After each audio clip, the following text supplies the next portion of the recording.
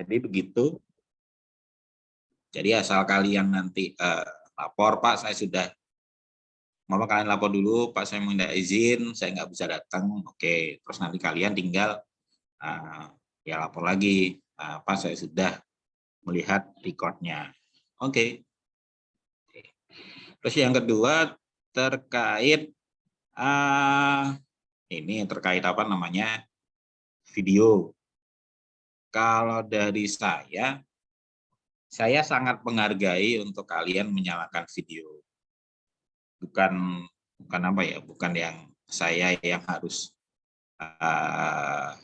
bukan yang benar-benar harus juga. Kalau umpama kalian bermasalah di device atau bermasalah di jaringan, mungkin ya bilang aja, Pak, saya minta izin nggak menyalakan video karena apa.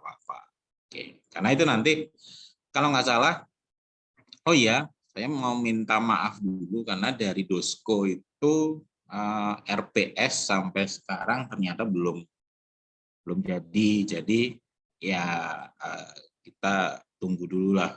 Harusnya sih di minggu ini dan atau paling lambat minggu depan RPS-nya jadi. Cuman kalau kemarin dari obrolan dengan Dosko kemarin harusnya sih tidak berbeda jauh dengan RPS di tahun sebelumnya.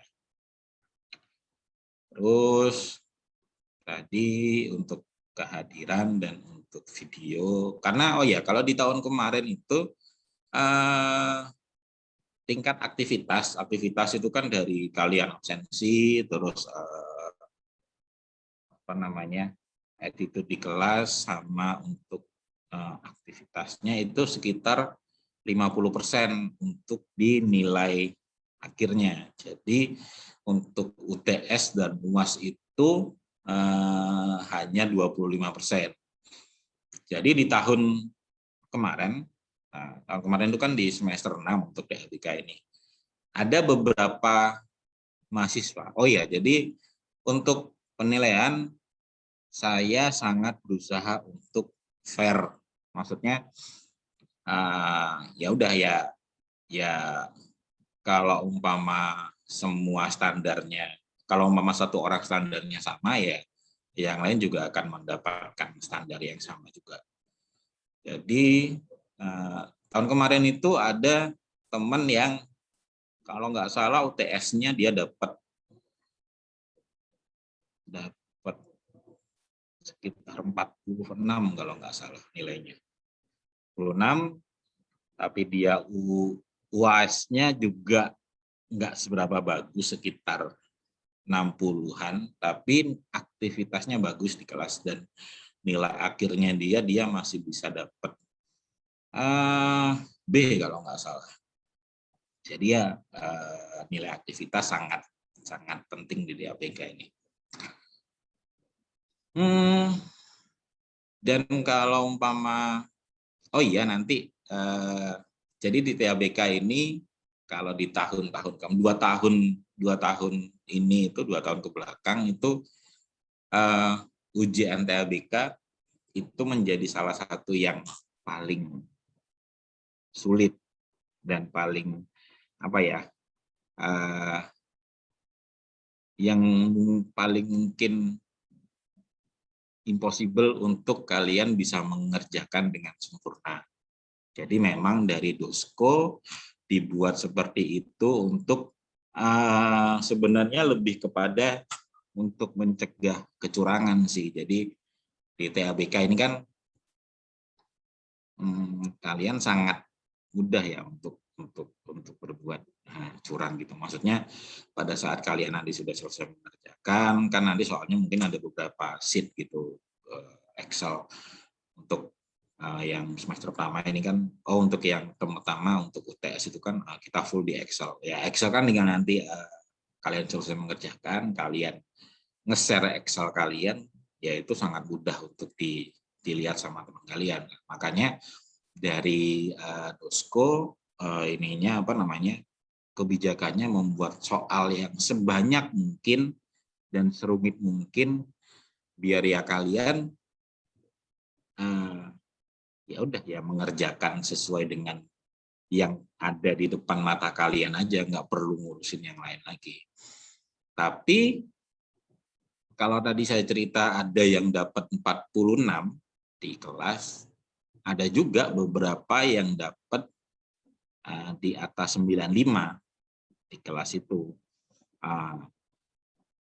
Jadi di tahun kemarin memang untuk UTS-nya selain ujian, saya juga memberikan nilai tambahan dari tugas. Karena kalau umpama, dan nilai tambahan dari tugas itu sekitar 20-an lah nilainya. Maksudnya kalau umpama kalian dapat nilai UTS-nya 80, terus kalian mengerjakan tugas itu dengan sempurna juga hasilnya, berarti ya kalian berhak untuk dapat nilai 100 di UTS-nya. Mungkin tadi untuk sekilas perkuliahan.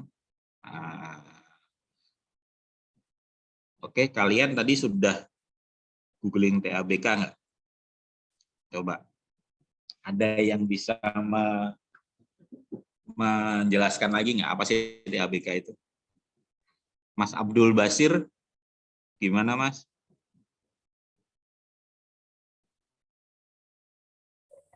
Jadi Pak, cek apa suara saya terdengar? Aman Mas, terdengar. Mungkin kalau menurut saya TABK itu seperti pengauditan, namun menggunakan sistem komputer, Pak. Jadi audit yang dilakukan menggunakan terintegrasi dengan komputer. Mungkin seperti itu, Pak. Terima kasih. Bisa. Mbak Sylvia Aulia. Hadir, Pak. Ya, ada pendapat lain nggak, Mbak? Kalau berdasarkan artikel yang saya baca tuh TABK itu ini Pak, alat untuk membantu auditor untuk dalam pemeriksaan, dalam mengaudit data gitu Pak, melalui komputer, melalui perangkat lunak. Oke, bisa.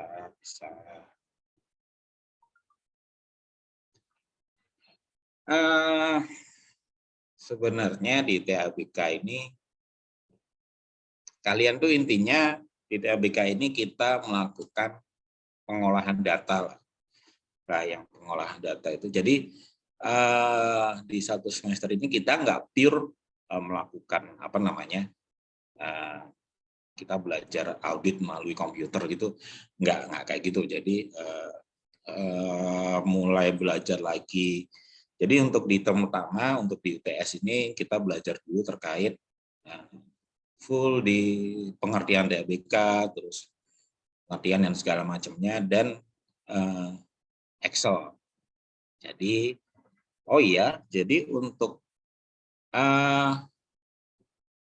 kepentingan di ininya nanti di perkuliahannya itu kan kita menggunakan Excel, dan Excel-nya itu kalau bisa yang 2013 ke atas. Jadi kalau umpama kalian ada yang menggunakan 2013 ke bawah, saya sih menyarankan untuk di upgrade.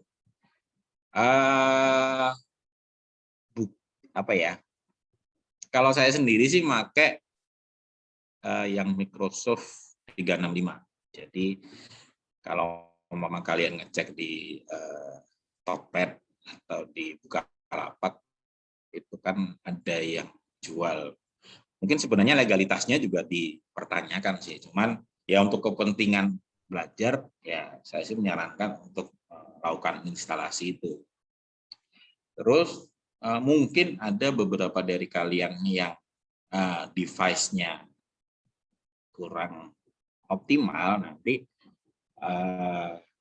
bisa menghubungi saya. Paling enggak saya tahu. Jadi kalau umpama pun nanti ada kekurangan sampai dengan selesai satu semester ini, jadi ya udah ya berarti memang ada juga permasalahan di device-nya juga, karena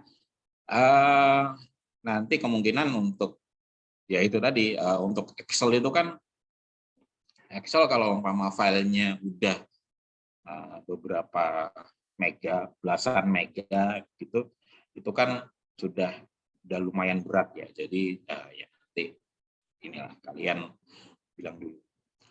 Untuk ininya, untuk dari kuota sendiri aman kan dari kampus ya?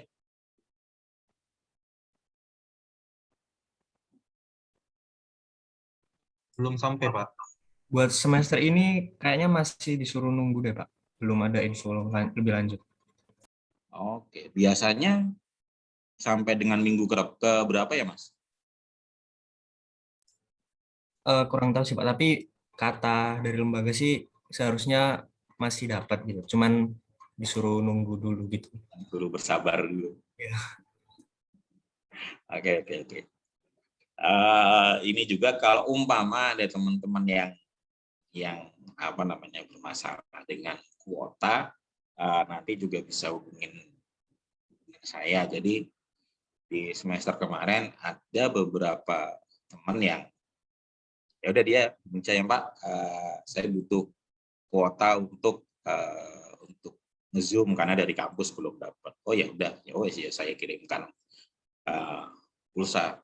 Maksudnya ya untuk demi kepentingan kuliah ya nggak ada masalah lah. Jadi begitu. Mungkin secara umum untuk perkuliahan sih seperti itu sebelum kita masuk ke materi TABK-nya. Sebelumnya saya belum perkenalan. Saya mau perkenalan dulu. Sebentar.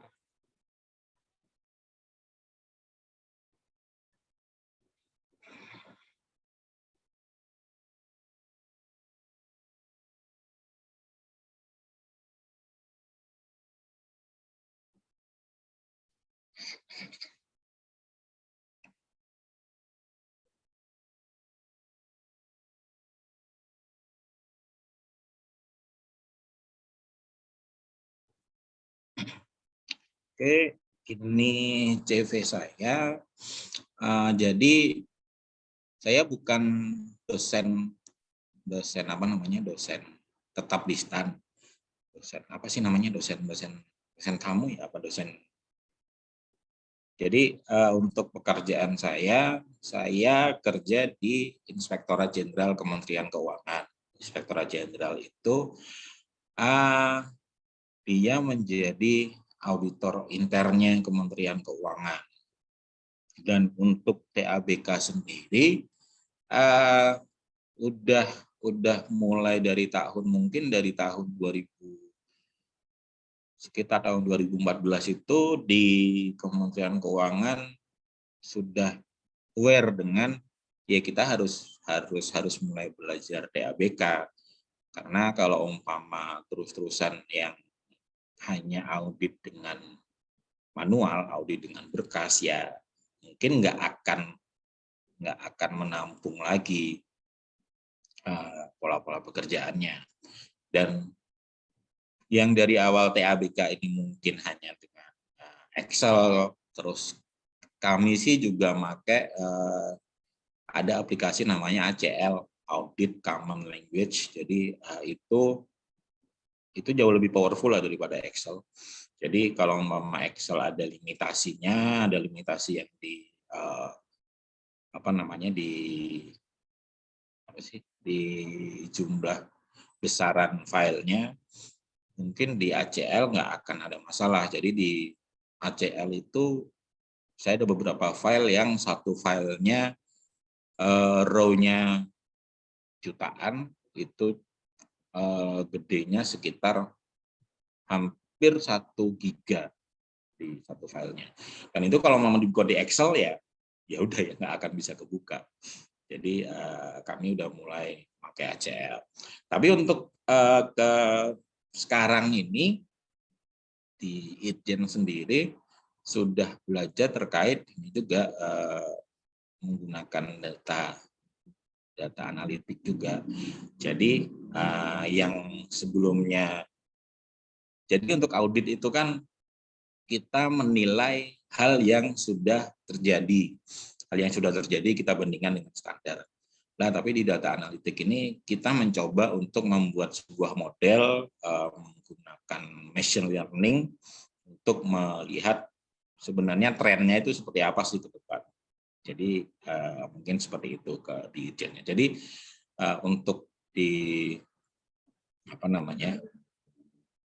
di Irjen sendiri kemarin memang ada beberapa permintaan dari STAN untuk menjadi dosen TABK ini karena memang ya sudah menjadi pekerjaan sehari-hari juga untuk pengolahan datanya. Oke, nama saya Muhammad Yudhistira Faisal Anggara, panggilan saya Angga.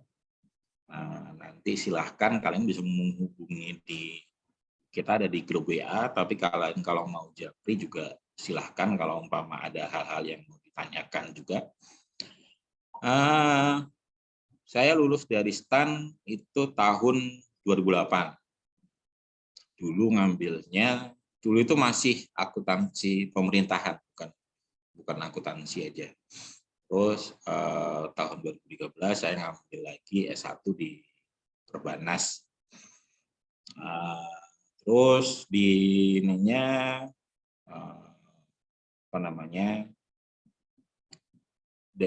di Irjennya sendiri saya sudah menjadi auditor pertama.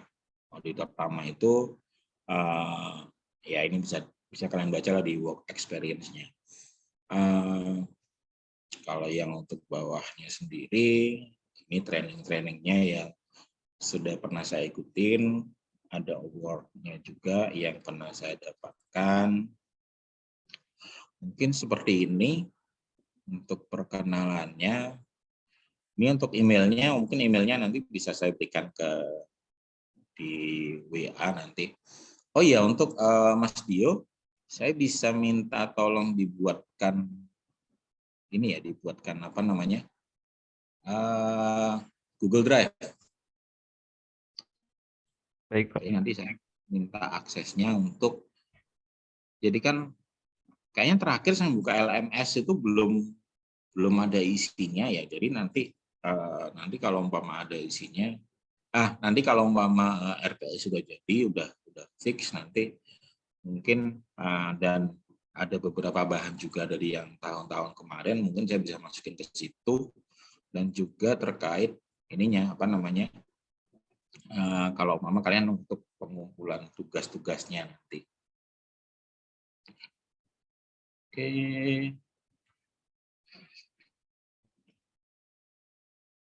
Sebentar.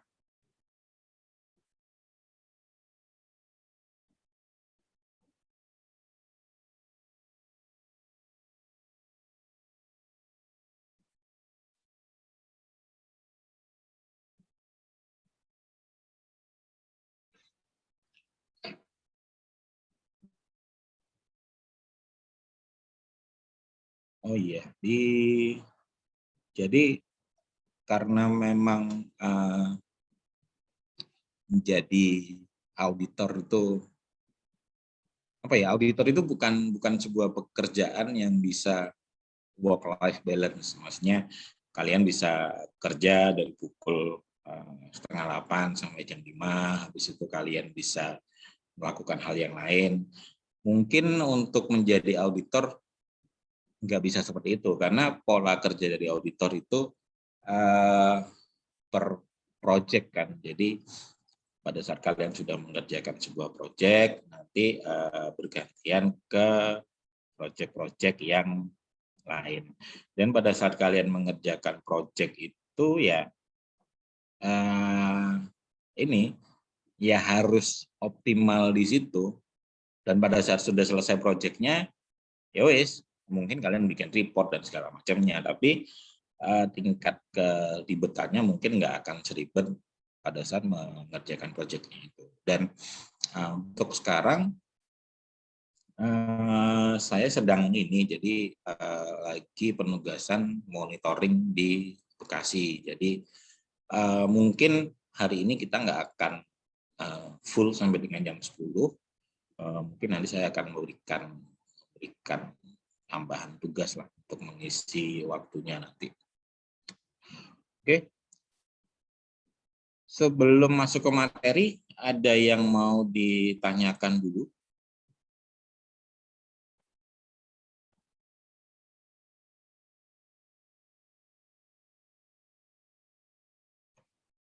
Sudah siapkan materinya dulu.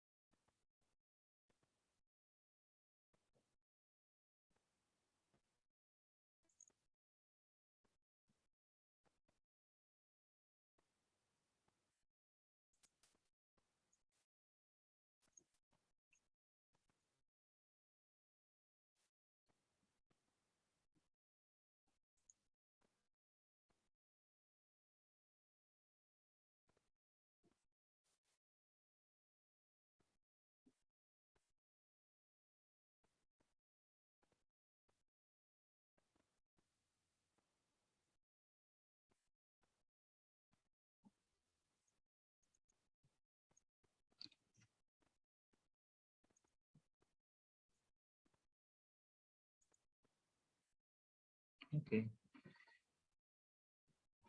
Jadi kalau umpama melihat di portal itu kan yang harus kita pelajarin di pertemuan pertama ini pengertian, tujuan, dan ruang lingkup audit laporan keuangan. Sebenarnya ini kembali lagi ke pengantar kuliahnya lah ya. Jadi dari awal di semester yang lalu saya juga sudah menyampaikan bahwa untuk tujuan saya dalam melakukan pengajaran TABK ini bukan untuk ngejar nilai. Maksudnya tujuan saya sebagai pengajar, saya sih pinginnya pada saat kalian nanti bekerja itu ya untuk pengolahan data yang sederhana itu kalian bisa melakukan itu. Jadi paling nggak yang kita lakukan di sini ya kalian nanti di TABK ini kalian nanti harus mencoba sendiri. Kalau kalian cuma seminimal mungkin kalian cuma mendengarkan saja tanpa kalian mencoba ya insya Allah akan kerepotan sendiri nanti. Jadi setiap ada tugas atau setiap ada latihan ya harus dikerjakan karena ya paling nggak untuk persiapan kalian lah. Entah kalian tujuannya ke ujian atau nanti memang tujuannya untuk kalian bisa untuk belajar ini. Dan balik lagi. Umpama nanti kalian sudah lulus di STAN, kalian nanti akan kerja dan di sekarang ini kan di angkatan kalian, angkatan sebelumnya juga kan belum tahu nanti akan penempatannya di mana. Bisa di Kementerian Keuangan, bisa juga di yang lain-lain. Kalau umpama di Kementerian Keuangan atau di tempat-tempat yang banyak anak STAN-nya, umpama di BPK atau BPKP, mungkin ya kalian akan dianggap sebagai oh ya udah ini pegawai baru, pegawai yang umpama di kantor itu ya pegawai dengan kasta terendah juga di kantor itu ya karena kan kalian kan pegawai baru di situ dan mungkin ekspektasinya juga ya udah biasa aja namanya pegawai baru, kalian juga akan disuruh dan kalaupun kalian kalian nggak bisa, kalian bertanya, mungkin ya udah wajar aja. Tapi umpama kalian bukan ditempatkan di situ, kalian umpama ditempatkan di Pemda, nah ini ekspektasi ke kalian ini kan nanti akan sangat besar, di mana umpama nanti paling enggak pada saat kalian ada di Pemda, yang pertama kalian pasti akan diminta untuk mengerjakan laporan keuangan, laporan yang lain-lain. Terus yang kedua mungkin kalian akan diminta untuk membuat presentasi nanti. Dan yang ketiga mungkin kalian akan sangat mungkin diminta untuk melakukan pengolahan data. Lah, ini kesempatan kalian di semester ini untuk ya paling nggak mulai belajar terkait pengolahan data itu.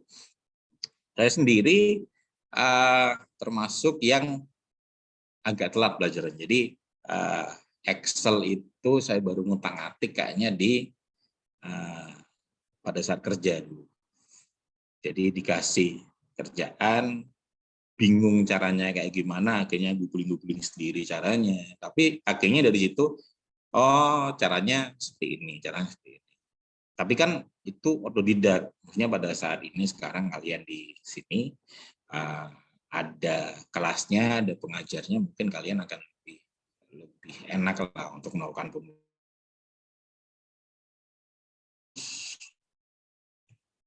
Apalagi tadi ya. Oh iya, saya ada yang lupa tadi. Di ujian nanti saya menekankan terkait integritas ya. Jadi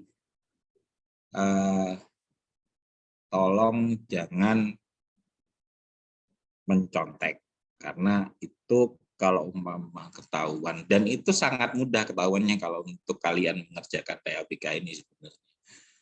Jadi kalau umpama ketahuan, ya wes akan langsung hukumannya kalian udah tahu sendiri kan. Jadi tolong jangan melakukan itu. Terus kalau umpama nanti pun, oh iya, jadi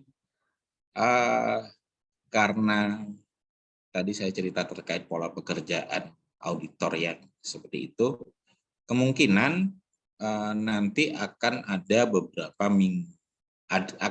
minggu-minggu yang mungkin saya nggak bisa ngajar, jadi akan diubah ke minggu lainnya, ataupun akan ada kemungkinan untuk menggabung-gabungkan. Jadi umpama mungkin pada saat minggu depan saya bisa mengajar full gitu, mungkin akan kita ketemu seminggu dua kali. Jadi untuk mengantisipasi ke belakangnya. Terus kalau di tahun kemarin juga sebelum ujian itu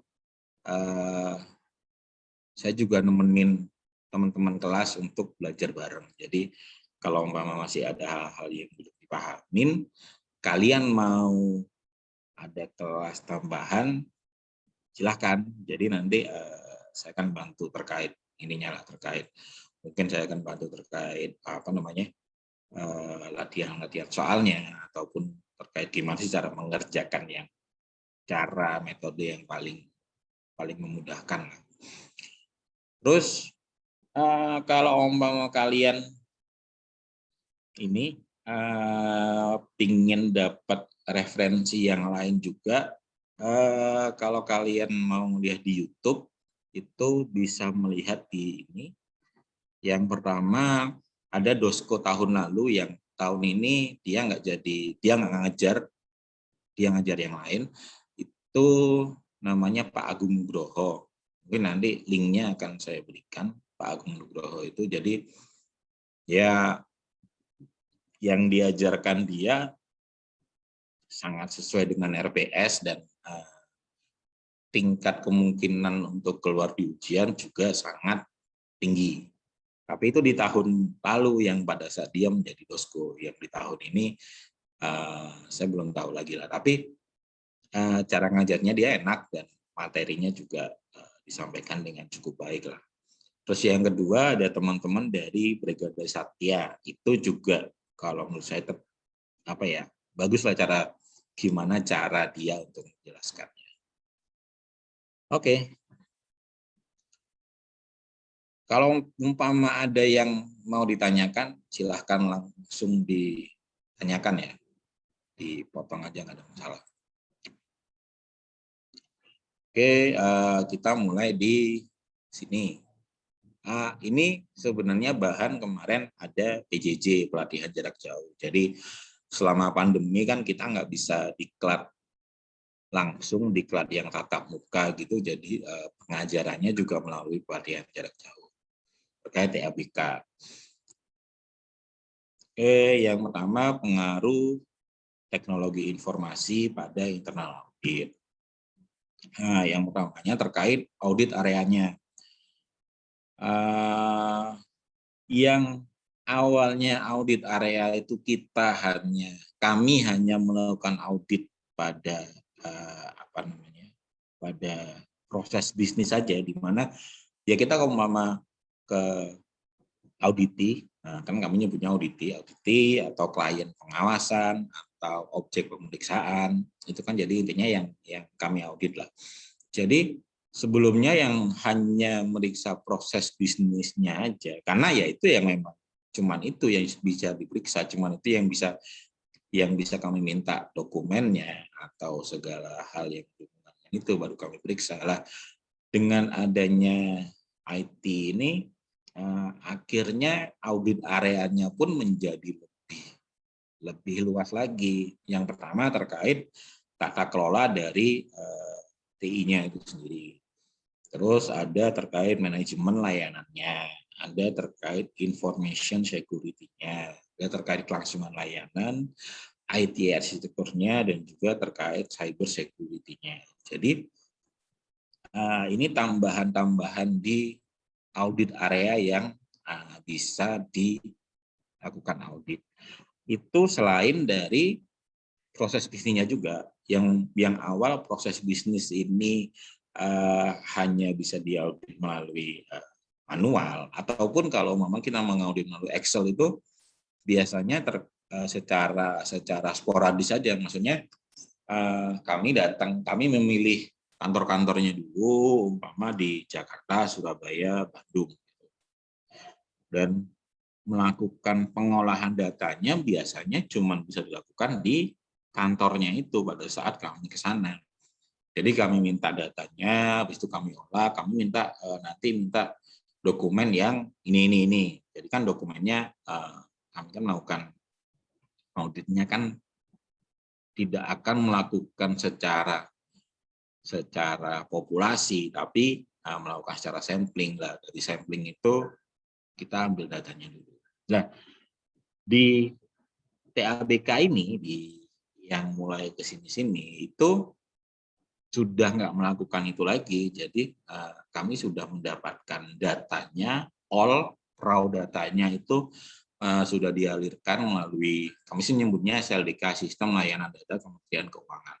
Jadi itu sudah dialirkan ke server. Dari server Bea Cukai, server pajak, servernya anggaran dan segala macamnya, itu sudah dialirkan ke servernya Itjen, di mana datanya itu yang akan kami olah, dan melakukan pengolahannya pun bukan hanya pada saat kami melakukan audit, tapi melakukan pengolahannya bisa secara rutin. Umpama datanya dialirkan rutin mingguan, ya udah tiap kali datanya masuk kami bikin skripnya dulu. Skripnya itu yang akan bekerja pada saat datanya dialirkan. Skripnya itu nanti yang akan menghasilkan anomali. Kami sih nyebutnya anomali. Yang anomali itu bisa dilakukan konfirmasi langsung ke auditinya. Dan berarti pada saat kami melakukan skrip itu berjalan di data itu, berarti yang diperiksa pun juga sudah populasi, bukan hanya samplingnya aja. Oke, dari auditoriannya. Yang kedua terkait kompetensi auditornya.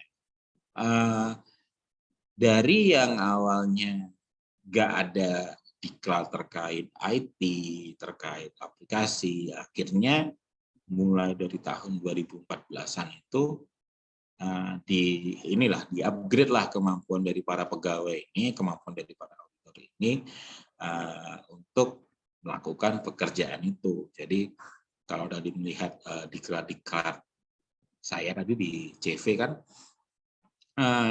ya memang diarahkannya untuk menjadi auditor IT itu.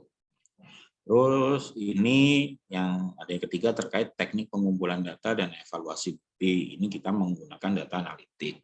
Nah, data analitik ini apa hubungannya dengan TABK?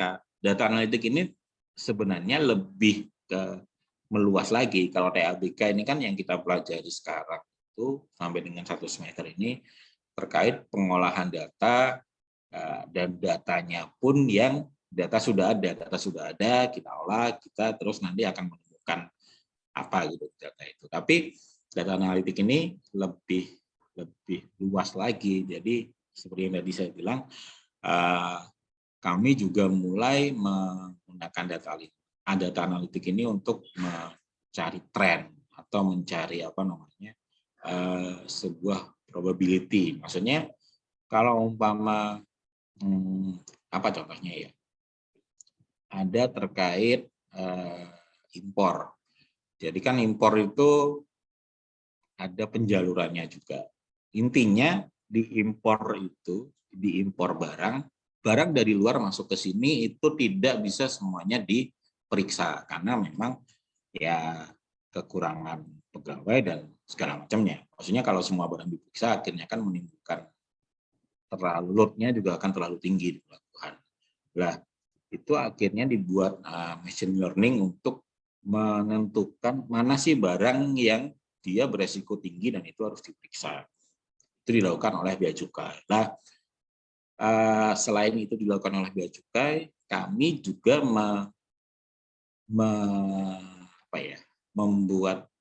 membuat skripnya juga. Itu dilakukan di untuk aplikasinya sendiri kami biasanya menggunakan Python. Nah, di situ dilihat juga apakah memang yang sudah dilakukan oleh Bea Cukai ini sudah pas belum, atau ada nggak sih hal-hal yang menurut kami loh ini harusnya dilakukan analisis juga atas aspek ini. Seperti itu. Terus untuk siklus auditnya di kami menggunakan audit management system. Ini bisa kita lewatin. Oke, ini resiko pada sistem berbasis IT. Pertama, resiko pada hardware, resiko software, dan data. Hardware ini maksudnya lebih kepada, yaitu tadi, makanya saya awal menyampaikan bahwa di TABK ini kita butuh hardware yang oke lah untuk melakukan untuk melakukan proses belajar mengajar ini. Karena ya dulu pun juga banyak yang cerita laptop saya kalau dibuat nyalain Excel sama nyalain Zoom jadi ngehang. Ya wes ya emang kemampuannya seperti itu. Dan dari kampus kan juga nggak bisa menyediakan laptop semuanya untuk kalian. Jadi mungkin nanti kalau umpama kalian bekerja, umpama salah satu dari kalian nanti atau beberapa nanti yang akan masuk di Itjen,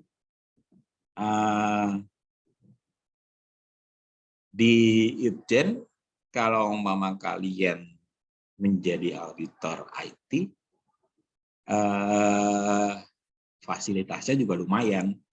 Jadi yang yang awal itu pengadaan laptop hanya laptop yang seadanya aja kelasnya. Untuk yang auditor IT, ini saya tunjukin lah.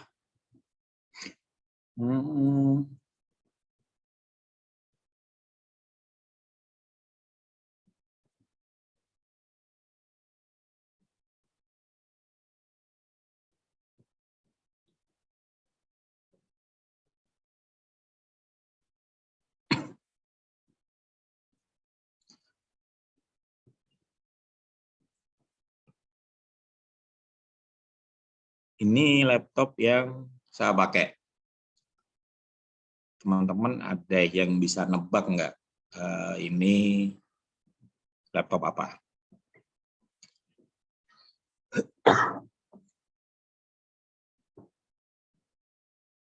buat yang gaming harusnya paham. Ada yang mau nyoba-nyoba?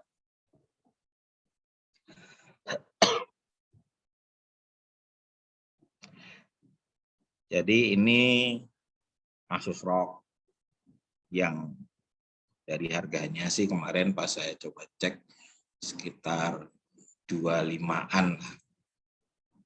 Tapi ya memang untuk di pola pekerjaannya ya memang butuh hardware yang bagus. Jadi ya untuk apa namanya, untuk apa tadi?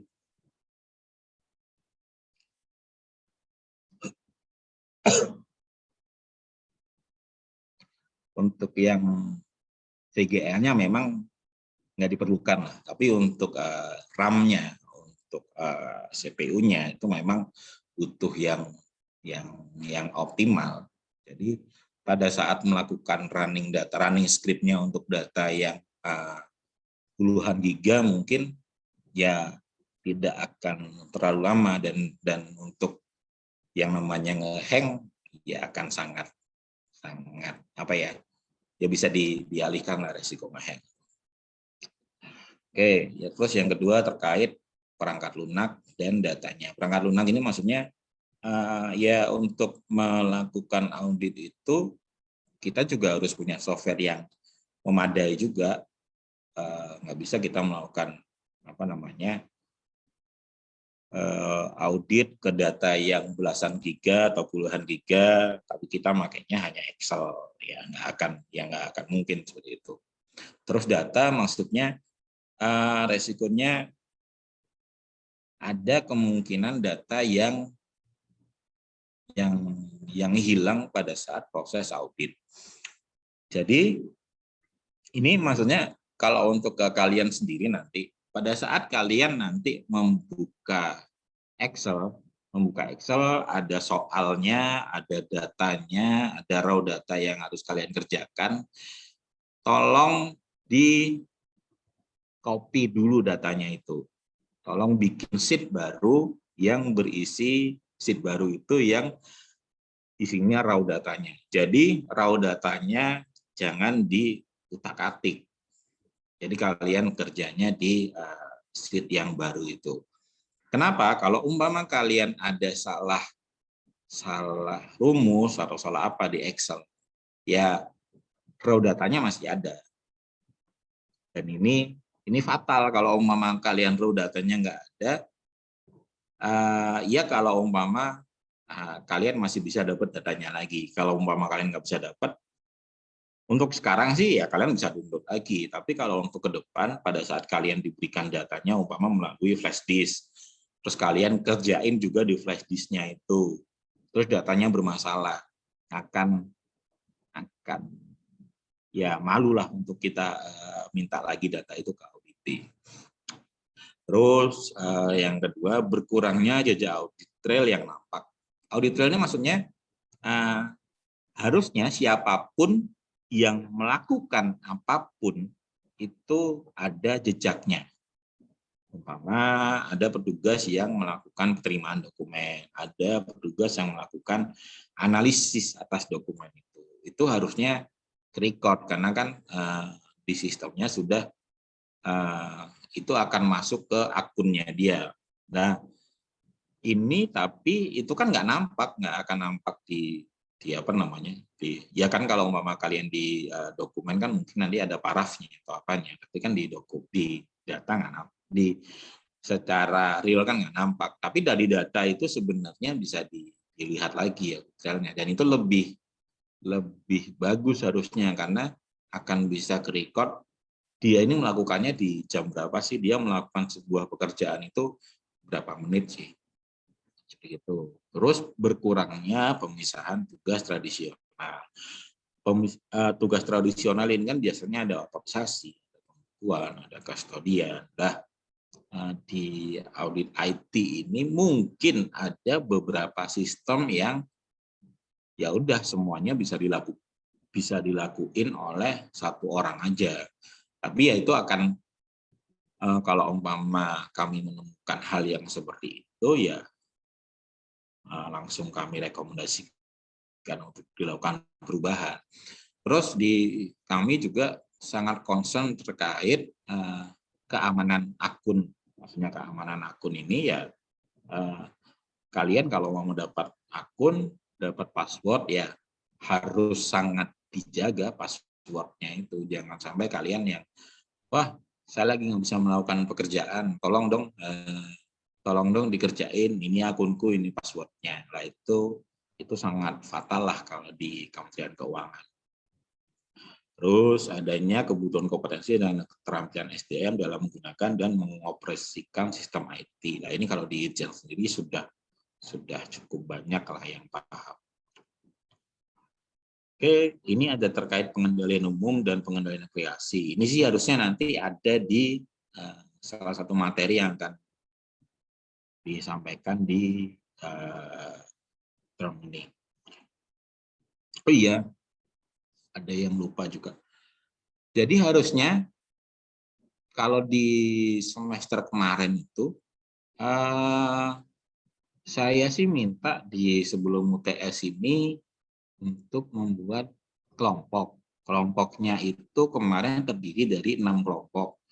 Berarti kan kalau saya ngeliat di sini kan ada 29 orang ya. Ini kok nggak 30 karena apa ada yang DO atau emang dari awal 29? Dari awal Pak, kelasnya juga baru dibagi lagi Pak. Ini baru. Oh, oke. Berarti tiap apa Mas di acaknya? Tiap semester ganjil Pak. Jadi masuk semester ganjil kelasnya diacak. Oke, I see. Siap. Oke. Karena dari 29 berarti mungkin ada yang nggak full nanti. Tapi ini nanti nunggu RPS-nya jadi dulu karena percuma nanti kita bagi kelompok tapi nanti RPS-nya belum ada. Jadi nanti kita bahas lagi lah di WA nanti. Mana intinya pengendalian aplikasi dan pengendalian umum ini, pengendalian aplikasi ya wes terkait aplikasinya. Kalau pengendalian umumnya itu, karena ini kita masih ngomongin IT, berarti terkait kepada infrastrukturnya, terkait networknya, terkait OS-nya, terkait database-nya. Terus ini ada terkait alur TABK sendiri. Tapi ini nggak akan kalian pelajarin sih, ya akan kalian pelajarin cuman untuk terkait pengolahan datanya aja di satu semester ini. Tapi ini saya coba untuk memberikan insight lah. Jadi untuk sebuah penugasan itu, untuk sebuah audit itu kami harus melakukan penyusunan RCM dulu. RCM ini risk control matrix, maksudnya kami list semuanya resikonya apa, terus kontrolnya seperti apa, pengendaliannya seperti apa, terus ada kemungkinan fraud-nya enggak. Nah, itu pada saat itu sudah tersusun semuanya, itu kan untuk gimana kita bisa nyusun itu berarti kita harus paham dulu proses bisnisnya seperti apa, peraturannya seperti apa. Kami juga harus melakukan walkthrough terkait proses bisnisnya itu. Terus kami juga melakukan diskusi. Terus pada saat sudah selesai penyusunan RCM-nya, udah final, kami mulai untuk menyusun PKA sama skripnya. PKA ini program kerja audit. Dia terdiri atas beberapa program, beberapa kegiatan yang akan dilakukan, dan ini karena kita ngomongin TABK berarti di kegiatan yang akan dilakukan itu langsung juga kami menulis skripnya. Umpama contohnya jadi kalau kalian ini DJKN itu kan Direktorat Jenderal Kekayaan Negara, itu kantor vertikalnya namanya KPKNL. KPKNL ini sekarang sudah tidak bisa melakukan pengurusan piutang negara yang asalnya dari perbankan lagi, itu sejak tahun 2014. Tapi di database-nya masih ada piutang-piutang perbankan yang belum dikembalikan lagi. Lah, untuk bisa mendapatkan itu dari database, kita kan harus membuat skripnya dulu. Nah, skripnya itu pada saat sudah kita buat, kita kopas ke dalam TKA-nya ini. Oh ya, ini untuk TKA-nya. Terus yang ketiga terkait pengujian datanya. Lah, ini yang kita pelajari ini di 1 semester ini yang terkait pengujian datanya ini aja. Jadi kita melakukan data validation, kita melakukan data cleansing, kita melakukan penarikan data dan segala macamnya. Terus yang terakhir itu kalau umpama kita udah bisa dapat temuan-temuannya itu dilakukan konfirmasi dulu, karena belum tentu yang umpama nanti kalian akan melakukan audit pada saat kalian menemukan sebuah hal, sebuah anomali, ya itu belum tentu benar. Kita harus melakukan konfirmasi dulu sebelum menyimpulkan bahwa itu hal yang salah. RCM-nya bisa dilewati, analisis dokumennya. Ini terkait ini sih apa namanya untuk bisa dapat pembuatan RCM-nya tadi. Jadi ya sebelum kalian apa namanya mulai melakukan audit kan kalian harus tahu dulu yang kalian audit itu sebenarnya seperti apa sih, proses bisnisnya seperti apa sih, SOP-nya kayak gimana, peraturannya kayak gimana, struktur organisasinya kayak gimana, itu kan harus kalian pahamin dulu. Terus kalian melakukan observasi. Observasi ini beda dengan pengamatan. Kalau observasi itu kalian hanya mengamatinya itu dari jauh aja. Tapi kalau pengamatan berarti kalian berada dalam proses bisnis itu. Maksudnya kalian bisa bertanya ke orangnya, kalian bisa melihat bagaimana apa namanya secara real diskusi yang mereka lakuin. Intinya observasi ini cuma dilakukan dari jauh aja, cuma melihat dari jauh aja. Terus walkthrough maksudnya kalian seolah menjadi pejabat atau pegawai yang ada di proses bisnis itu, di audit itu. Dalam informasi kita bisa melakukan konfirmasi, bisa melakukan wawancara dan segala macamnya. Terus ada supervisi juga. Supervisi maksudnya ya segala yang dilakukan oleh anggota tim pasti akan dilihat oleh ketua timnya. Segala yang dilakukan ketua tim pasti harus dilihat juga oleh pengendali teknisnya. Kan kalau di Itjen kan seperti itu. Dari pengendali teknis harus dilihat juga oleh pengendali mutu. Dari pengendali mutu dilihat juga oleh inspekturnya. Jadi semuanya berjenjangnya itu supervisinya berjalan, supervisi yang berjenjangnya. Ini tadi terkait general control sama application control. Ini mungkin kita lewatin aja untuk materinya nanti. Ini pengendalian aplikasi sama sistemnya, kita lewatin juga.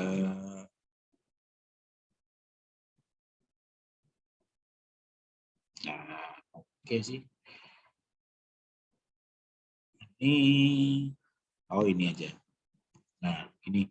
Jadi kalau saya tadi cerita terkait data analitiknya itu mungkin bisa dilihat di sini. Jadi kalau TABK itu kan kita menemukan informasi berguna dari masa lalu. Maksudnya kita melakukan audit itu ya berdasarkan data historis, data yang sudah ada, kita olah, kita temuin anomalinya, terus bagaimana sih kita mengambil kesimpulan dari data itu. Terus TABK itu pun juga adanya per project. Per project biasanya tahunan. Dan kalau sudah selesai, ya wes, sudah selesai. Nah, dari TABK ini ditingkatkan lagi menjadi CA, Continuous Audit. Yang saya bilang tadi bahwa datanya itu, dari yang TABK itu kan kita cuma mungkin minta data yang enggak nggak terus-terusan, kita minta data langsung, kita diberikan datanya via hard disk, terus kita uji data di situ. Lah, kalau udah masuk ke CA ini datanya sudah mulai dialirkan. Jadi kita tinggal melakukan pengujiannya itu pun di servernya aja. Jadi pembuatan skripnya kalian lakukan di laptop kalian dulu. Nanti kalau umpama skripnya sudah oke, sudah fix lah, baru skripnya ini ditaruh di servernya nanti. Terus ada lagi continuous monitoring. Kalau continuous monitoring ini bukan lagi Itjen yang meriksa, tapi sudah manajemen yang meriksa. Umpama di Bea Cukai, berarti ya Bea Cukai nanti yang akan meriksa, bukan lagi Itjennya. Yang terakhir itu ada analisis prediktifnya ini. Jadi kita melakukan ramal atas masa depan. Bagaimana sih sebenarnya trennya itu ke depannya? Bagaimana sih sebenarnya kalau umpama ada dokumen yang seperti ini itu sebenarnya harusnya ditolak atau diterima, sila itu dilakukan oleh analisis prediktif ini. Tapi prediktif ini juga nggak akan 100% akurat. Dia hanya memberikan sebuah kemungkinan. Mungkin kemungkinan yang bagus itu kalau umpama secara teori itu sebuah skrip dia dianggap bagus pada saat dia memberikan hasil antara 80 sampai dengan 90% aja. Kalau di bawah 80 berarti dia dianggap masih belum bagus ini machine learning-nya, dia masih harus diberikan data-data yang lain lagi atau diubah lagi cara dia membaca datanya. Tapi kalau di atas 90 pun bisa dianggap kurang bagus juga, karena apa teorinya ya kalau di atas 90 itu ya. Dia dianggap datanya kurang apa ya? Kurang bervariatif. Jadinya nanti saya akan coba cek lagi jelas. Jadi tapi intinya yang kemungkinan yang paling bagus itu antara 80 sampai dengan 90%. Itu untuk analisis prediktif. Ini untuk SDM-nya. Jadi yang saya tadi cerita mulai di invest untuk disuruh disuruh diklat, disuruh untuk ikut sertifikasi dan invest di sarana dan prasarana juga. Jadi ini untuk peran-perannya yang pertama itu ada data operator, ada engineer, yang kedua ada data scientist, yang ketiga ada business leader-nya. Ini sebenarnya lebih kepada gimana sih dalam sebuah project itu, apa sih perannya. Jadi business leader-nya ini kan biasanya dipegang oleh auditor utama atau auditor MADE, itu yang udah pejabat lah. Nah, dia memberikan apa sih yang harus kita uji ke depan, dia yang menentukan. Terus dari business leader itu mulai dibuat oleh data scientist-nya.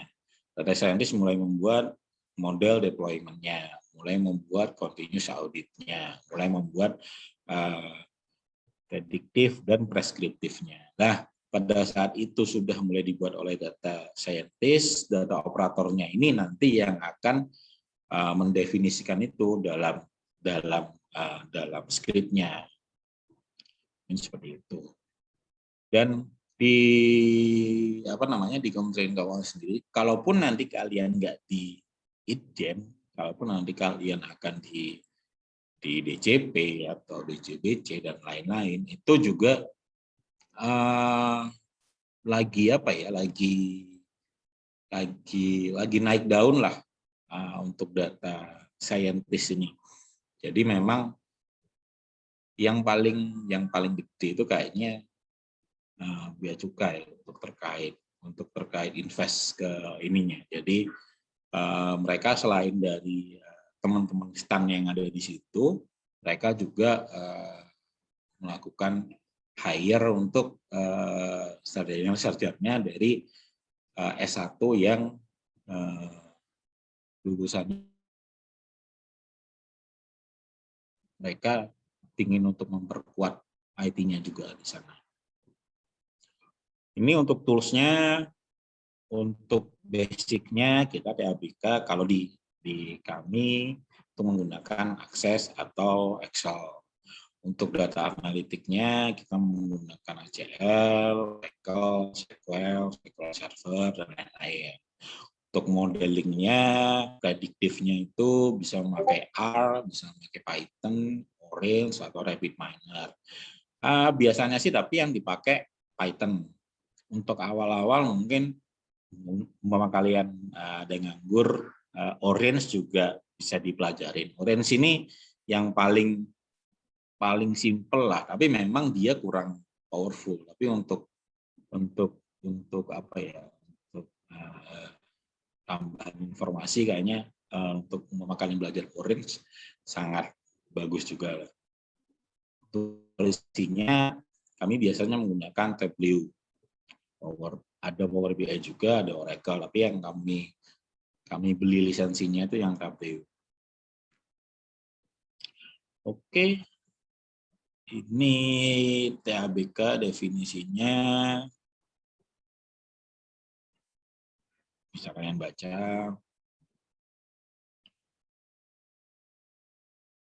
Tahapan-tahapannya yang tadi kan sudah ada di depan tadi, yang dari RCM sampai dengan ini auditnya ya.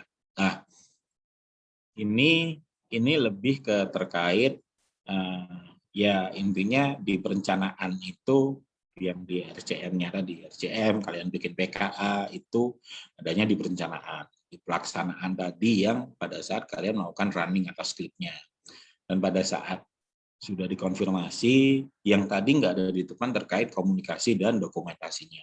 Pada saat kita selesai melakukan audit, kan kita harus membuat laporannya. Kita harus dan kalau umpama ada temuan dan ada rekomendasi, kita juga harus melakukan pemantauan tindak lanjutnya. Oke, ini bisa dilewatin,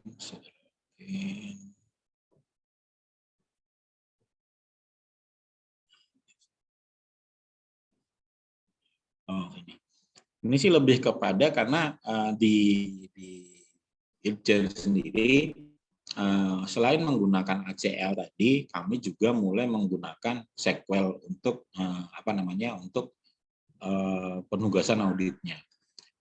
Kenapa menggunakan ACL? Ini sih.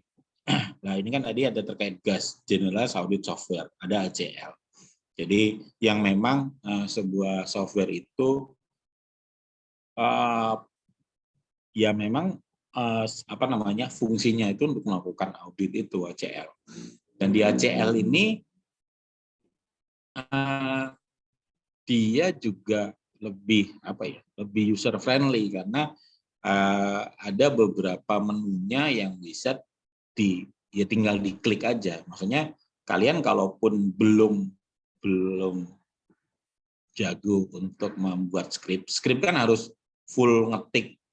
Kalian mau buka apa berarti ya kalian harus hafal sinteks atau ya intinya kalian harus ngetik apa untuk melakukan fungsi apa. Lah di ACL ini nggak harus semuanya seperti itu. Kalian masih bisa ya untuk melakukan fungsi apa kalian tinggal klik aja, kalian tinggal drag apa kemana itu udah bisa. Nah perbedaannya kalau untuk ACL sendiri, ACL ya tadi terkait ACL kan masuknya di GAS tadi kan, Generalized Audit Software. Dia memang tidak didesain untuk memodifikasi data. Jadi pada saat kalian melakukan perubahan data itu mereka softwarenya pasti akan meminta ini data yang sudah dimodif ini mau dinamain apa? Mau di-save di mana? Karena dia menjaga agar data yang sudah ada itu tidak termodifikasi. Terus ada built-in fiturnya dan fungsi untuk kegiatan audit. Jadi kalau umpama kalian ingin melakukan umpama summary atas ada beberapa akun gitu, kalian melakukan summary ya tinggal diklik aja summary atas summarize atas akun itu. Nanti akan udah langsung keluar hasilnya. Terus dilengkapi dengan GUI, namun sinteks pada umumnya tidak universal. Sinteks universal ini maksudnya ya kita balik ke pada saat memang ada beberapa dari kalian yang masuk yang paham ke command prompt lah, command prompt di CMD, berarti kan kalian harus ya kalian harus ngetik kan di situ kan, kalian nggak bisa tinggal klik aja lah. Sinteks di ACL ini nggak universal karena ada beberapa yang beda. Jadi ada yang open itu di open itu kayaknya jadi ada yang open, ada define, ada yang select, ada yang apa. Jadi di ACL ini kurang universal. Nah, berbeda dengan SQL. Kalau SQL itu kita udah langsung main di server. Jadi pada saat di ACL tadi masih mainnya di laptop kalian masih. Nah, kalau untuk di SQL langsung pengolahannya itu langsung dilakukan di server. Jadi kalau kalian masih membuat skrip, masih nguji skrip, tapi memang datanya yang terlalu banyak, itu biasanya kalau di ACL ini bisa umpama satu skrip itu kan bisa terdiri atas banyak fungsi ya. Jadi setelah fungsi apa, terus ganti fungsi apa. Nah, pada saat kalian menggunakan ACL di komputer yang di PC yang sudah sangat optimal pun mungkin masih umpama pengujiannya itu memerlukan waktu setengah jam, tapi di SQL yang dia langsung connect ke server itu mungkin pengujiannya itu bisa setengahnya. Mungkin memang masih dari secara efisiensi masih lebih efisien SQL. Tapi SQL ini kurang user friendly karena dia juga nggak ada kegiatan khusus untuk fitur khusus untuk melakukan auditnya itu. Tapi bahasanya untuk sinteksnya dia lebih universal. Nah, untuk ACL sama SQL ini kenapa saya bahas karena ini ya, karena RPS-nya belum jadi ya. Tapi di tahun lalu ada satu pertemuan untuk UAS terkait ACL dan 2 kali pertemuan untuk membahas SQL. Tapi untuk di ujiannya sendiri ACL-nya nggak keluar, tapi untuk SQL-nya yang keluar. Dan SQL ini kalau menurut saya nanti kalian akan menjadi kemampuan yang sangat berguna lah untuk kalian nanti pada saat kalian kerja. Jadi sangat eman kalau nanti kalian melewatkan pembelajaran terkait SQL itu. Oke. Ini gambaran sistem informasi dan perolahan datanya. Jadi kalau yang tadi saya cerita, kami kan sudah langsung dapat datanya dari database-nya Audity. Setelah itu sedapat mungkin tidak mengganggu data yang proses bisnisnya di sana. Jadi ya pekerjaan auditor itu kan kalau umpama kami ke daerah pun di pekerjaan tradisional itu jangan sampai mengganggu proses bisnis yang sedang berjalan, karena kan audit ini kan langsung memberikan pelayanan kepada masyarakat atau pengawasan pada masyarakat. Jadi ya fungsinya mereka memang untuk itu, dan auditor pada saat datang ya jangan sampai mengganggu proses bisnis yang berjalan itu. Ini untuk SLDK-nya. Jadi Oke. Jadi yang di ininya di sebelah kiri ada pemilik datanya, ada di JKN, di JPK, di JPPE dan lain-lain. Terus data yang ada itu sebenarnya datanya itu biasanya sih tiap database itu punya database mirroring. Mirroring itu maksudnya database yang mirip tapi dia tidak real time. Maksudnya biasanya sih dia akan ada lag time-nya kemungkinan 1 hari biasanya. Jadi setiap ada transaksi di hari itu baru di backup, dimasukin ke database mirroring-nya. Nah, data yang dilakukan pengaliran ini yang dari data mirroring-nya itu. Kenapa sih kok nggak real time? Karena kalau real time biasanya kemungkinan besar mengganggu data production-nya. Jadi kita ngambil data yang mirroring-nya.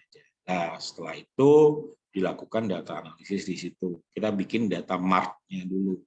Data mart-nya itu nanti bisa dilakukan analisis, bisa untuk reporting, bisa untuk web service-nya, atau bisa untuk database to database. Jadi database to database berarti nggak perlu lewat SLDK lagi, seperti yang dilakukan umpama BJBC dengan DJP, pertukaran data impor ekspor, pertukaran data pajak itu sudah dilakukan database to database. Oke. Ini SLDK V2 bisa kita lewatin. Terus ini tahap perolehan data. Ya intinya sih kalau untuk kita di awal untuk sebelum kita melakukan analisis itu kan kita harus paham dulu sebenarnya apa sih yang mau kita analisis ini. Jadi kan kita harus paham dulu sistemnya seperti apa. Kita harus paham dulu database-nya seperti apa. Terus kita harus menentukan dan lingkupnya yang mau kita lakukan analisis. Umpama kita bisa dapat data 10 tahun terakhir. Tapi pada saat kita mau melakukan pengujian masih relevan maliknya itu di 10 tahun yang lalu. Itu kan mungkin ya udah nggak relevan lagi untuk dibahas. Jadi mungkin batasannya mungkin ya ini sih tergantung tim ya. Tapi biasanya sih kalau kami antara 2 atau 3 tahun ke belakang aja yang kita update. Terus kita harus tahu dulu tabel sama data yang diperlukan. Jadi sebuah database itu kan ya sangat luas. Satu aplikasi yang mungkin aplikasinya itu kalian sangat simpel. Umpama aplikasi inilah, kalau kalian masuk di portal PKN Stan. Portal PKN Stan kan ya hanya seperti itu aja kan. Kalian mau kuliah,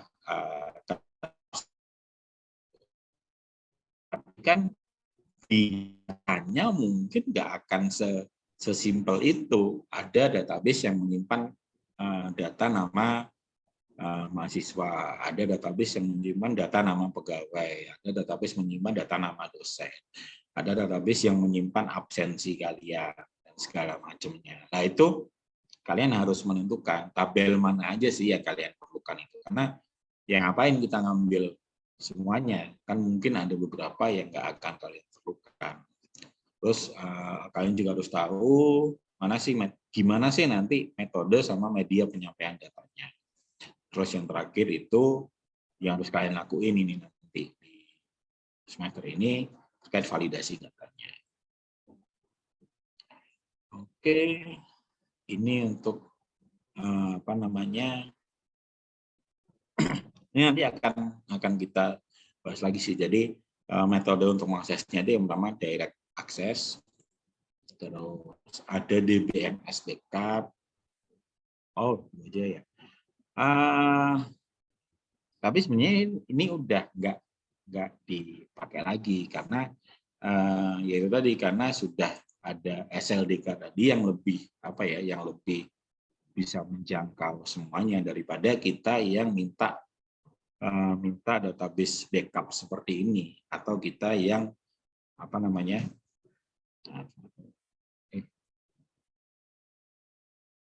kalau kita yang melakukan direct access seperti ini.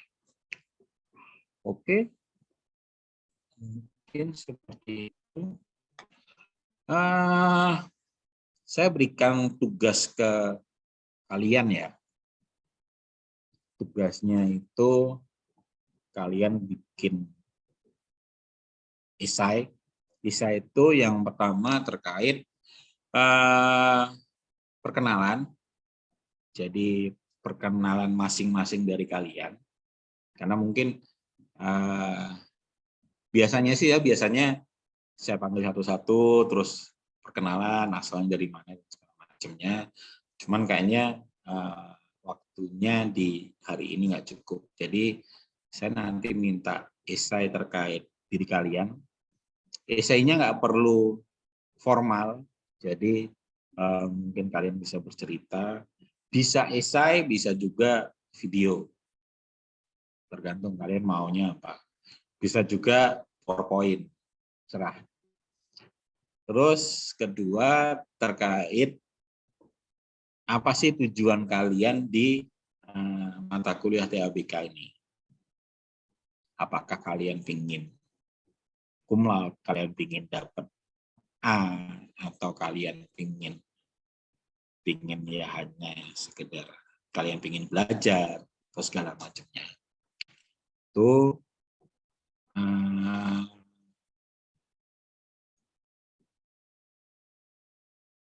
udah sih, dua itu aja sih kayaknya. Terus kalau umpama nanti kalian mengumpulkannya bisa melalui Drive, atau kalau umpama kalian nggak ingin tugas kalian dilihat sama teman yang lain, bisa juga langsung di japri ke saya nanti. Tergantung nanti kesepakatan kelasnya seperti apa. Nanti Mas Dio aja nanti hubungin saya. Oke. Ada pertanyaan sebelum saya akhiri? Izin bertanya Pak, untuk deadline-nya kapan ya Pak? Deadline-nya sebentar, saya ini di presensi dulu. Presensi hadir semua ya.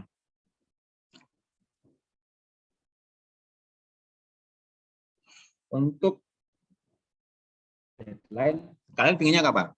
Harusnya nggak akan lama kan?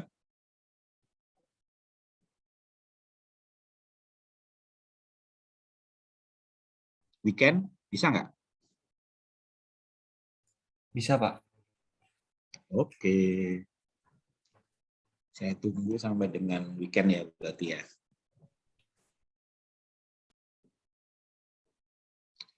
Yang lain gimana? Ada pertanyaan lagi?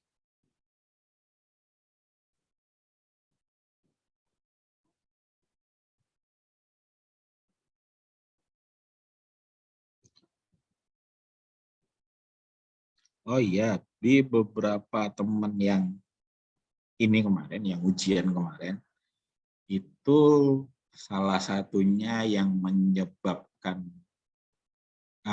nggak sukses di ujiannya itu karena panik biasanya.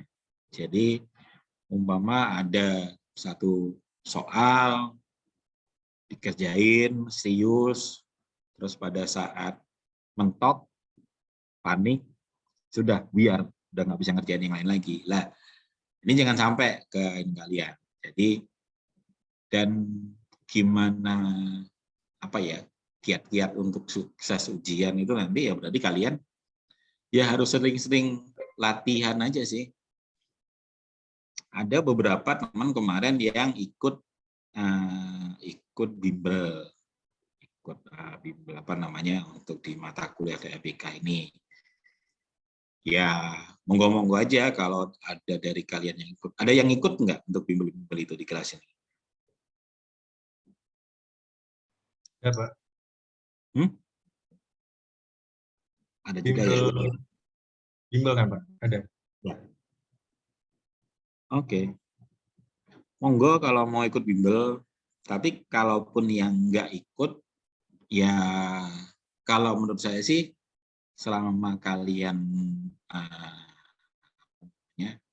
aktif di kelas, mendengarkan, mengerjakan juga tugasnya, mengerjakan sendiri, nanti kan mungkin ada beberapa tugas yang tugas kelompok. Nah, di tugas kelompok itu, kenapa saya bikin tugas kelompok? Karena mungkin tingkat kesulitannya akan lebih rumit. Jadi, kerjaan kelompok daripada dikerjakan secara sendiri-sendiri.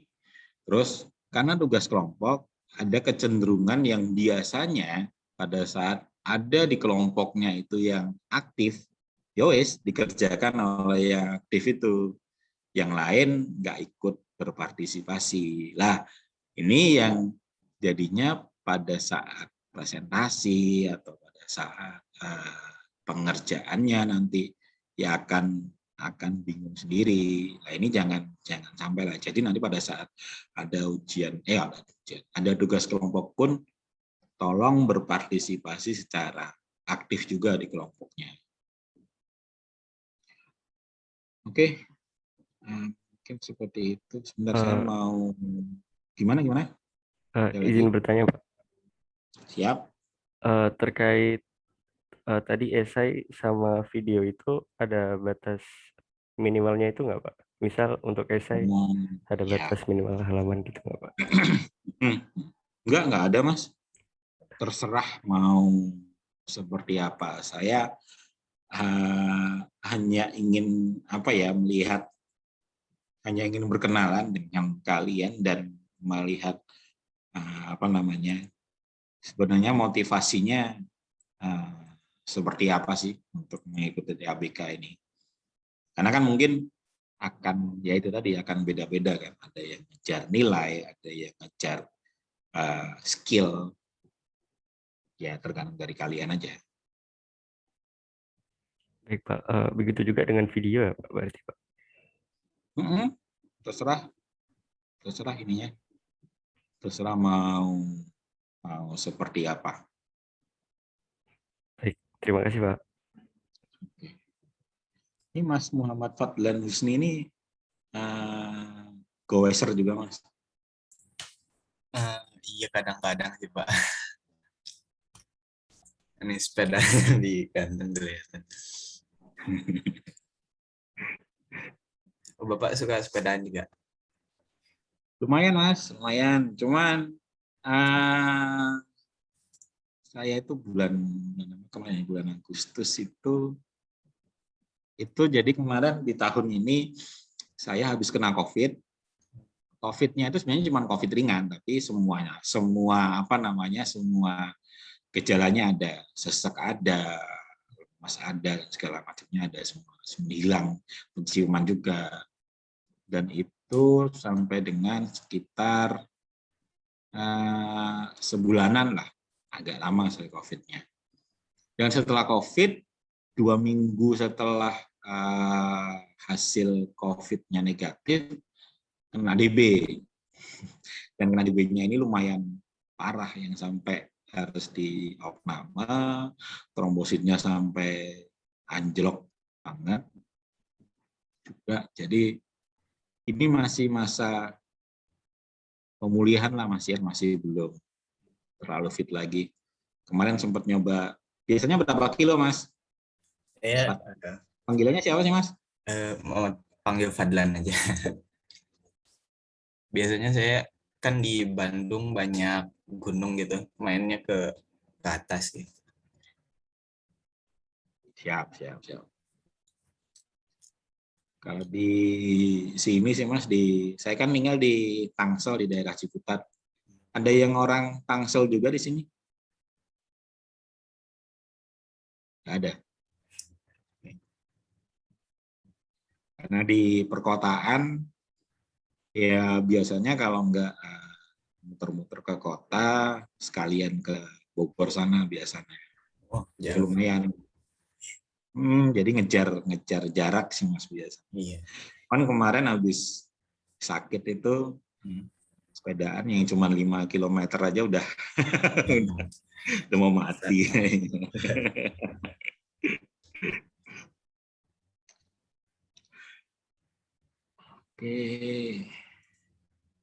Oke, kalau gitu ada yang mau disampaikan lagi? Izin bertanya, Pak. Oke, Mas. Panggilnya siapa, Mas?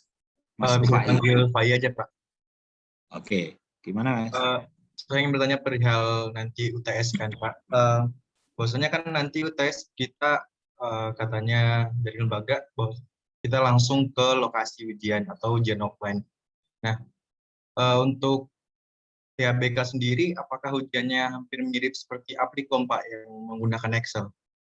Atau ujiannya tertulis tinggal teori doang atau gimana? Iya, Mas. Terima kasih Pak. Kalau yang 2 tahun ini itu menggunakan laptop masing-masing. Nggak tahu kalau di tahun ini nanti kebijakannya seperti apa ya. Cuman mungkin lah kalau perbedaan dengan Applikom ini karena saya nggak tahu Applikom kayak gimana, jadi nggak bisa berkomentar sih Mas. Cuman kalau untuk contoh soalnya di UTS sendiri itu seperti ini.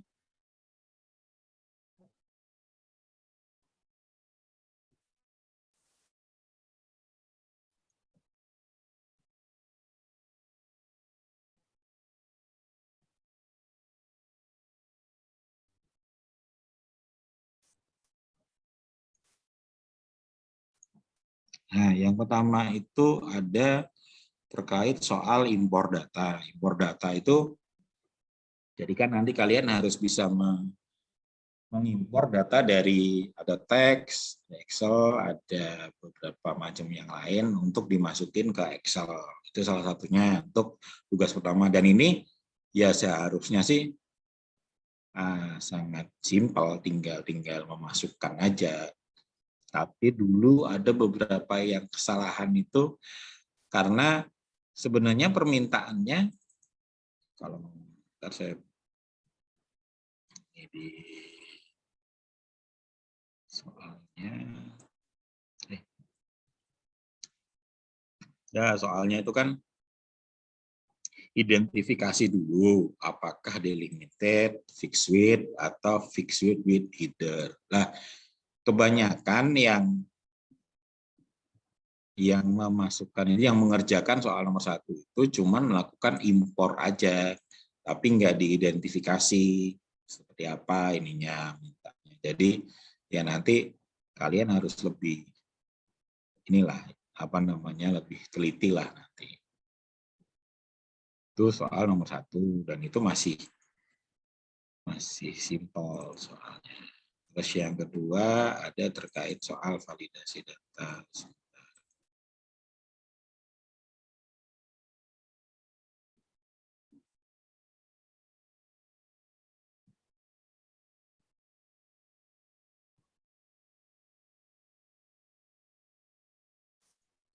Soal validasi data. Nah, ini sudah terlihat kan ya. Ini soal validasi, soal yang pertama, ini soal yang kedua. Jadi dia ada 2 soal, yang untuk yang pertama ini poinnya 20%, tapi kalian harus mengerjakan semuanya ini. Jadi ini kan transaksinya ada di sini. Transaksinya lumayan, ada ya panjang ke samping, panjang juga ke bawah. Ada 936 record sekalian uji. Terus ini tabel referensinya. Ya, lumayan. Inilah contoh-contoh soalnya. Lah, ini kalau umpama dibikin ujian tertulis ya nggak akan bisa sih nanti. Jadi ini memang harus dikerjakan secara ini melalui aplikasi.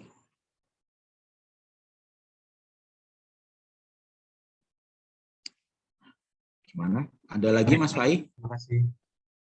Oh iya, di 2 tahun ini. Jadi kan saya juga dapat soal yang untuk periode sebelumnya itu hampir nggak ada terkait teori. Padahal di term yang sebelum UTS ini kita sebenarnya juga banyak belajar terkait teori-teorinya juga. Cuman ya karena kan untuk ini kan terkait DOSCO kan untuk pembuatan soal itu soalnya.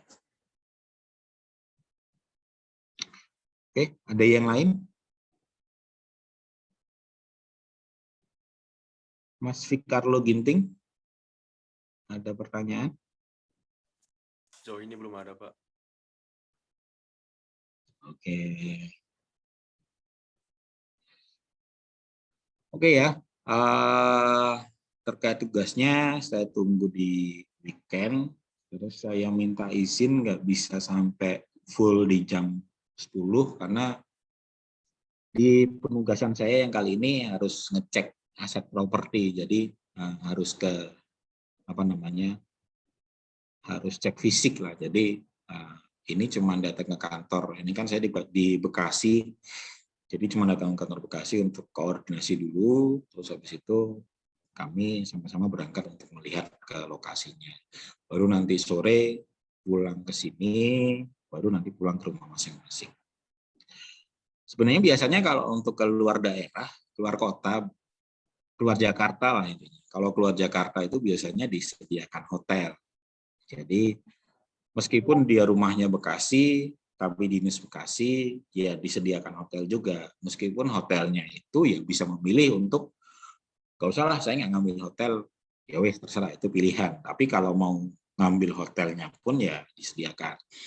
Cuman karena masa pandemi ini kemarin anggarannya banyak banget kepotong untuk pandemi, jadinya untuk di penugasan yang sekarang ini penugasan juga baru boleh penugasan karena kan kemarin PPKM-nya kan strict, jadi ke kantor pun mungkin juga sepi kantor yang dikunjungin. Dan ini baru boleh dinas, dan ternyata anggarannya untuk hotel nggak ada. Jadi memang ya negara ini lagi kesusahan sekarang.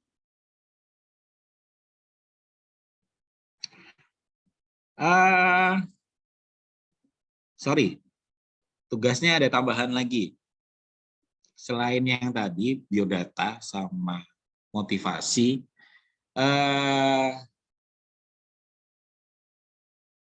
cita-cita kalian setelah lulus nanti gimana? Umpama kalian berharap akan memasuki Kementerian Keuangan, atau kalian pingin resign, kalian pingin keluar terus kerja di luar, atau kalian pingin berwirausaha, nah nanti sekalian diceritakan di situ. Gitu ya. Pak, Oke. mohon maaf. Yuk, Mas Faiz. Boleh izin bertanya lagi, Pak? Ya, silakan. Maaf sebelumnya, Pak. Saya sempat baca di RPS tahun lalu itu tuh ada memakai software ACL dan SQL, Pak. Apakah nanti di pembelajaran berikutnya kita akan menggunakan software tersebut, Pak, atau hanya Excel saja? Terima kasih. Ya, Mas, itu baru di setelah UTS nanti. Baru mulai belajar untuk SQL, SQL itu sama ACL. Tapi untuk ACL mungkin nanti hanya akan sekedarnya aja, karena beberapa kali ujian itu untuk ACL juga tidak masuk ke ujian. Dan ACL itu juga aplikasi yang berbayar sebenarnya. Jadi untuk kalian nanti yang bisa kalian install hanya yang versi versi education kalau nggak salah, yang itu ada limitasinya. Jadi ya nanti akan saya ajarkan, tapi mungkin hanya sekedar oh ya wes ini ada aplikasi ACL, dia fungsinya bisa gini dan segala macamnya. Tapi untuk kita full belajar itu mungkin enggak, karena ya itu dia ada limitasinya tadi. Karena ya kalau mau install sendiri dan mau bayar lisensinya, kayaknya lisensinya itu sangat mahal gitu. Tapi untuk SQL, untuk SQL itu banyak yang free, jadi nanti akan seru lah untuk pembelajaran di SQL-nya. Oh iya, sebentar.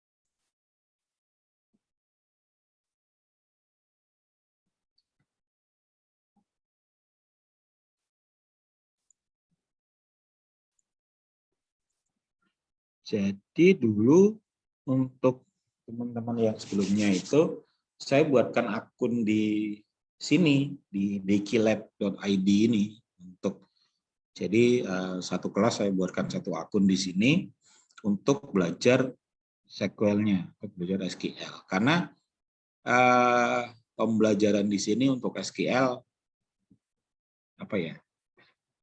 Sangat komprehensif sih kalau menurut saya, dan SQL ini karena kalian yang sangat apa ya masih baru kan, mungkin semua ini belum pernah buka SQL kayak gimana, dan pada saat kalian buka pun nanti ini mau ngapain juga mungkin belum paham. Makanya untuk pembelajaran SQL ini harus lebih dalam lah nanti kita belajarnya. Mungkin gitu Mas Wai. Jadi nanti juga aplikasi-aplikasinya akan disupport juga sama kampus, dan untuk instalasinya nanti akan saya bantu juga. Mungkin nanti yang SQL yang pakai Mac, yang pakai MacBook nanti akan ada beberapa modifikasi, tapi secara umum pada saat sudah selesai menginstal di dalamnya akan sama aja sih. Ada yang pakai Mac di sini?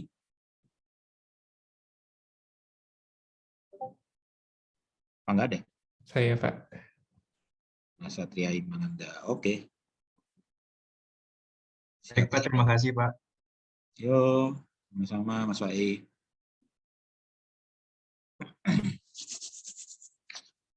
Oke, kalau gitu. Sudah semua?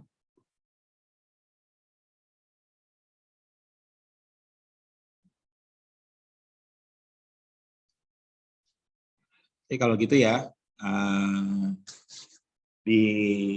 intinya di pertemuan kali ini ya kita belum belajar terlalu banyak lah terkait TABK, tapi ya semoga di satu semester ini kita bisa melaluinya dengan lancar-lancar nanti.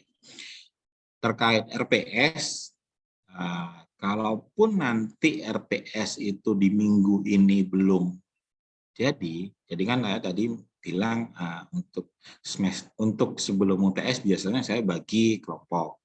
Nah, kalau umpama sampai di akhir minggu belum ada RPS, mungkin di minggu depan kita break dulu kuliahnya.